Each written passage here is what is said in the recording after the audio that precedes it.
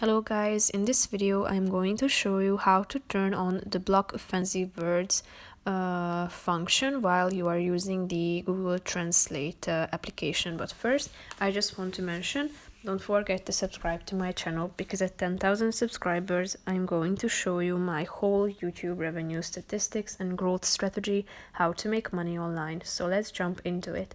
First of all, open the application on your phone. Now you should tap on the settings icon down below, which is the last option.